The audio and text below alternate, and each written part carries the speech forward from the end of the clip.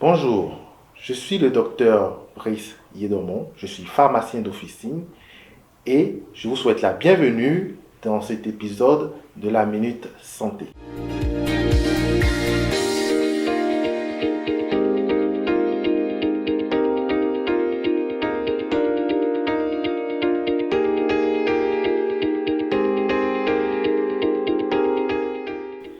Nous allons parler de l'angine. L'angine est une inflammation des amygdales, le plus souvent virale. Elle nécessite un traitement pour soulager la fièvre et la douleur. Les antibiotiques ne sont utiles qu'en cas d'angine bactérienne. Un traitement antalgique permet de soulager les symptômes de l'angine. Les antibiotiques ne sont donc nécessaires uniquement que si l'angine est bactérienne. Alors, le traitement n'est pas le même selon le type d'angine.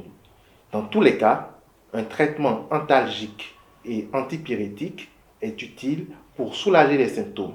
En cas d'angine bactérienne, nous pouvons éventuellement envisager un traitement par antibiotique. Alors, quels sont les conseils qu'on peut utiliser pour soulager l'angine? Vous devez, par exemple, manger des aliments froids, par exemple une glace. Vous devez éviter les aliments acides ou épicés. Arrêter de fumer et éviter les endroits enfumés. Buvez beaucoup d'eau et reposez-vous. Alors, le traitement de l'angine virale, qui est la forme la plus fréquente, ne nécessite pas d'antibiotiques. La grande majorité des angines est d'origine virale. Les antibiotiques sont donc inutiles et inefficaces. Chez l'enfant de moins de 3 ans, ou lorsque le test de diagnostic rapide de l'angine est négatif, un traitement pour soulager la fièvre et la douleur suffit. L'angine passera d'elle-même au bout de quelques jours, quelques semaines. Le paracétamol est à utiliser en l'absence de contre-indication, lorsqu'il n'y a pas de contre-indication d'allergie ou de maladie grave du foie. Attention, les anti-inflammatoires non stéroïdiens doivent être évités.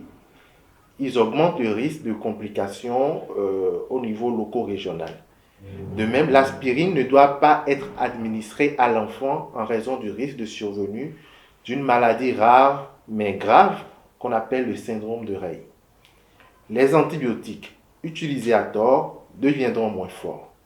Alors, nous sommes à la fin de cette minute santé. Je vous remercie de nous avoir suivis. Et si vous ne vous êtes pas encore abonné, abonnez-vous à notre chaîne YouTube Minute Santé. À très bientôt pour le prochain épisode.